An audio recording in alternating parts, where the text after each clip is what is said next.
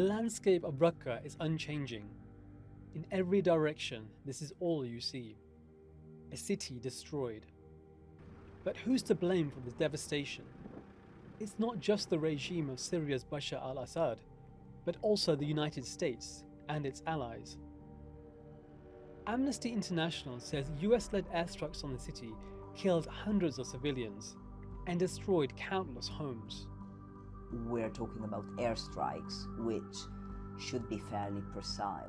So if buildings after buildings were destroyed with entire families inside, something must have gone wrong, and that something must be investigated. The US-led coalition began bombing Raqqa last year in a campaign to remove Daesh from the city. Raqqa had been captured by the terror group in 2014, but Amnesty says the aerial bombardment was disproportionate and indiscriminate. The human rights group says the US was responsible for 90% of all airstrikes during the 4 months of the operation.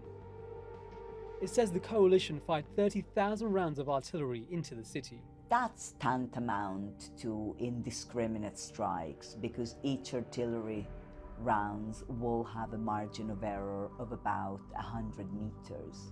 In a city where 10 meters can make the difference between a house full of civilians and the HQ of ISIS. Amnesty says it interviewed 112 people during its visit to the city, including relatives of the Badran family. Everyone seen here was killed in a coalition airstrike, according to the human rights group. It alleges 39 members of the family died in the attack. It seems civilians in Raqqa had an impossible choice: leave and risk being killed by Daesh, or stay and risk being hit by the airstrikes. The coalition rejects Amnesty's findings and says it took great care to minimize the danger to civilians. I would put the blame on ISIS for destroying the city of Raqqa. We liberated the city of Raqqa.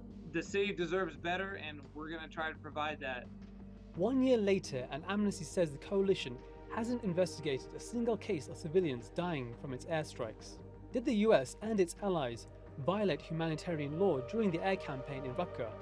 And can they be held responsible? Hyder Abbasi, The Newsmakers.